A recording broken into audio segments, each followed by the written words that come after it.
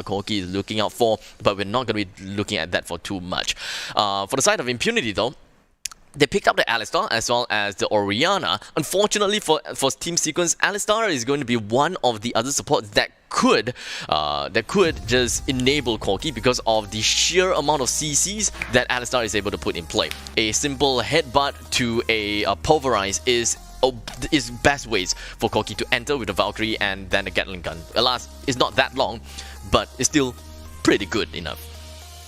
Look at that. They immediately select the Rakan, as I said, because it's the only other thing that can really set things up for the Corki. They might have maybe wanted to go for Alistar, but it was snatched by Impunity as soon as they could pick something up.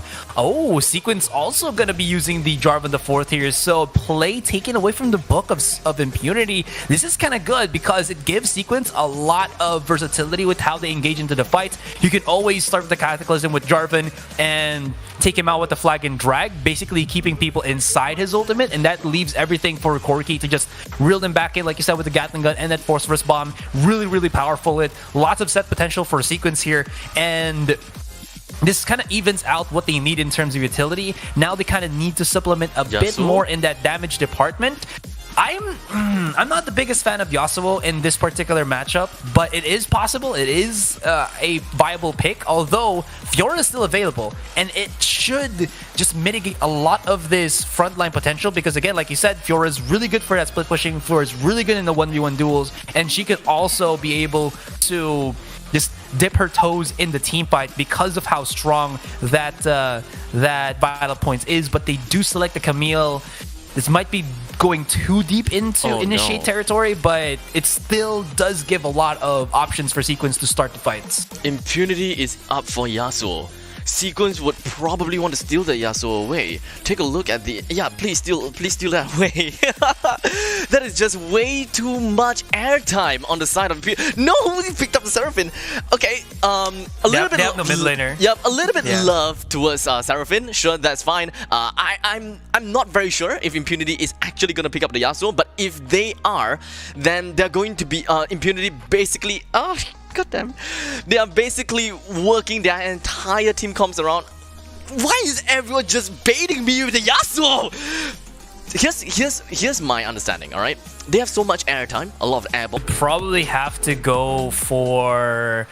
Honestly, I actually prefer the composition of Sequence slightly better, although I would have maybe wanted to see Leroy on a Fiora rather than the Camille. But other than that, I feel like Sequence has a really nice setup for themselves. Lots of support, lots of safety for Fake ED, and now being in a Corki, he can reposition himself in a better position compared to when he was on the Kaisa. So there is more options, more flexibility for the Sequence team. That's my prediction here. I don't want to call it like a bias, but yeah, that's my prediction, at least with how I view these picks.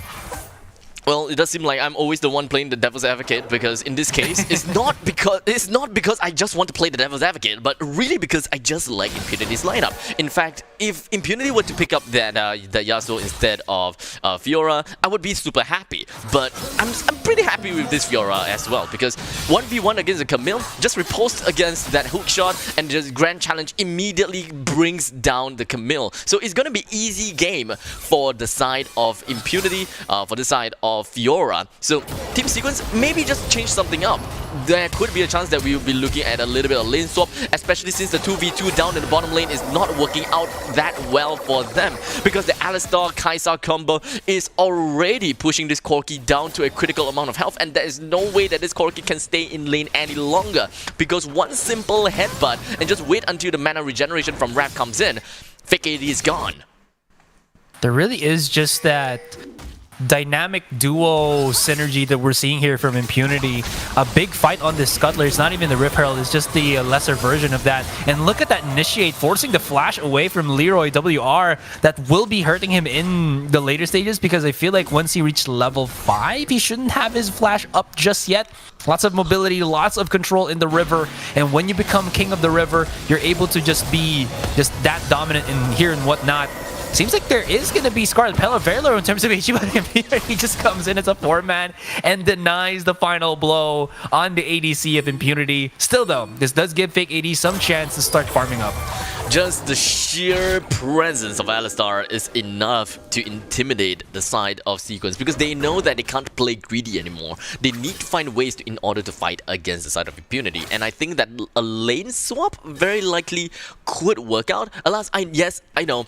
The patch notes, they are discouraging lane swaps, and the fact that they are the turrets have now have more magical and physical resistance, but it's not really more about bringing the turrets down anymore. It's more about winning the fight because Corki down in the bottom lane just couldn't stand a chance against the duo of Impunity. So just a little bit of a switcheroo because Team Sequence, they're kind of betting quite a lot on the Corki. There's a lot of damage potential that Corki is able to bring out onto the board as long as the Camille and the Jumpin brings out the things correctly, and in the meantime, down in the bottom lane, the Gatling gun just going to be spiting the heck out of this Alistar, but still not enough damage to deal with it. The hook shot coming from the side of Leroy jumps right onto Ares. We do have the Grand Challenge. First of the Vitals popped, but unfortunately, Leroy jumps himself right back, but the second Vitals pop, but it doesn't really matter because the Asana Battery is going to be the one that brings Camille right up into the air, allows Ares to deal the finishing blow.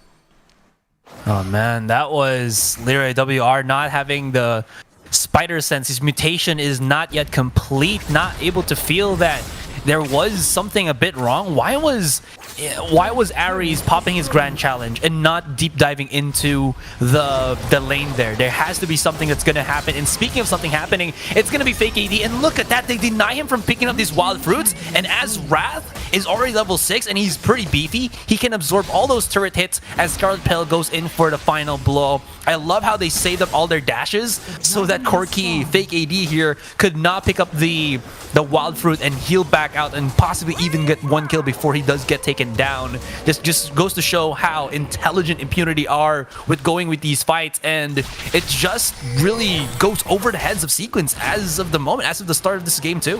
I think, despite Sequence losing 2 men before, I think that they are not on such a bad road, but in the meantime, take a look at the middle side. We do have hashtag ultimate going to be pushed right out onto the opponent's side, but unfortunately just going to be pushing away from the entire ultimate itself, and thus the Hextech ultimate is now gone. We do have the Corki. Valkyrie is up. He puts himself in a pretty nice positioning, but the battle dance coming in from this Rakan is going to expose fake AD right in front of the enemies, but surprisingly they are not going to care about fake AD at all. They allowed him to put the missile barrage onto the side of Wrath. It misses. It's not going to deal enough damage. They know that the Corki is not online yet, and thus he is not a priority.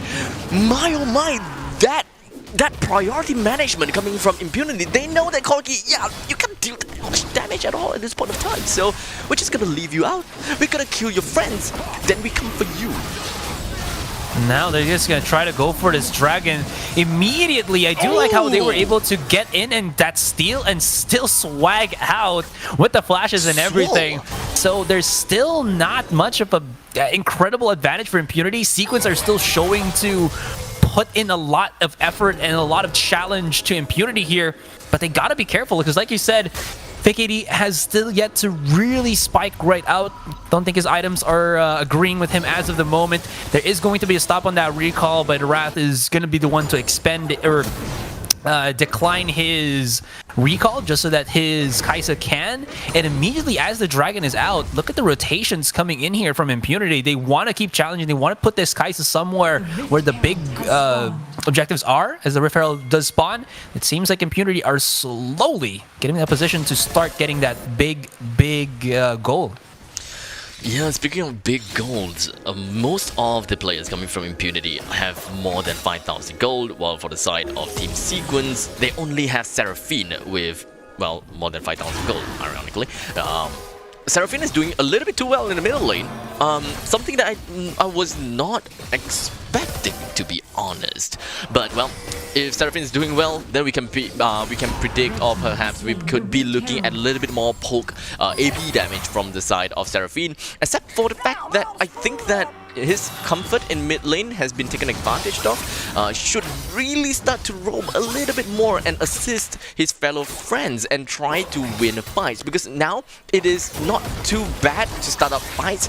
But I have no idea why this we've got that Java the Fog that is just pretty much prioritizing on the Rift Scholar, but it doesn't really quite matter at this point of time. Everyone else just gonna be flying right up into the air. What exactly is happening? They got a cataclysm that completely shuts himself off, and it puts him inside of 3 members of Impunity. So sometimes, you know, the cataclysm is not exactly the saving grace. In fact, it is going to work against you.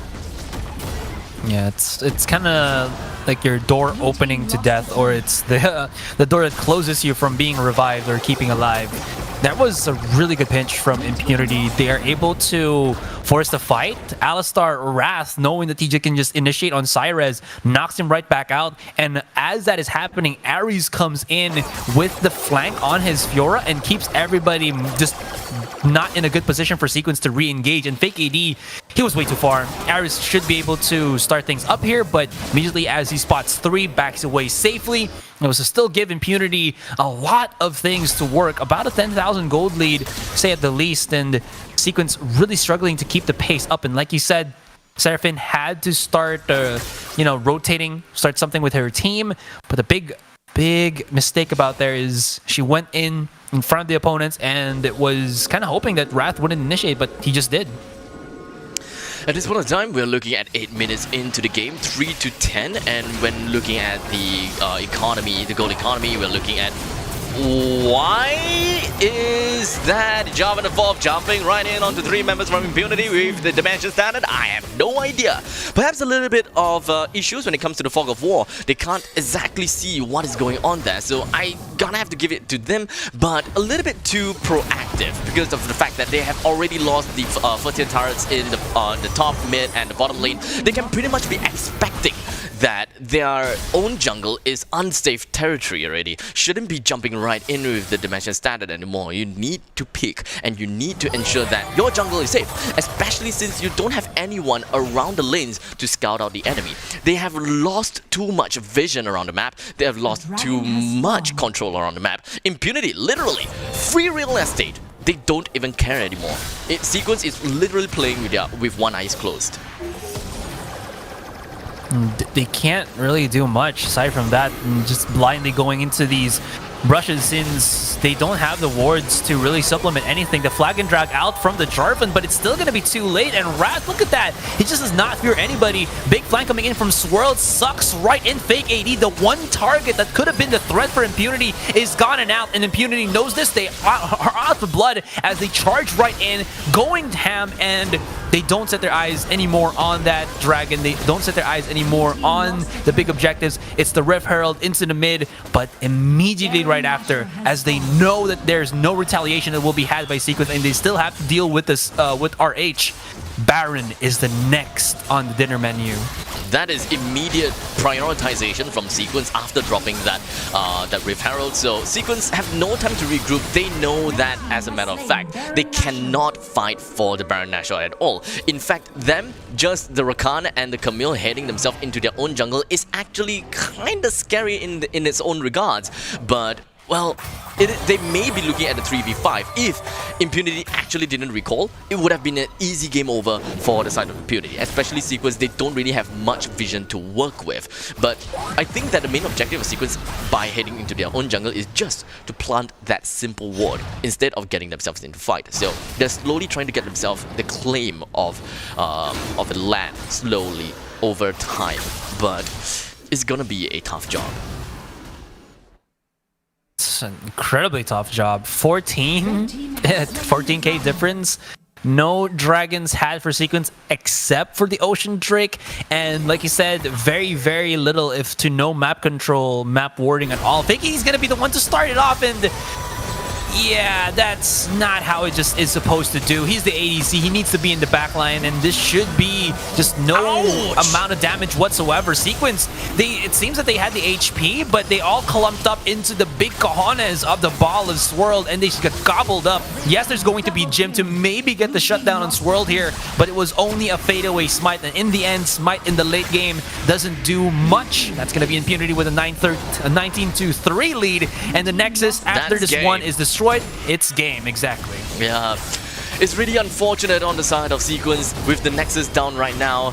Sequence tried their very best to fight against Impunity, and they pretty much lost in the early game already.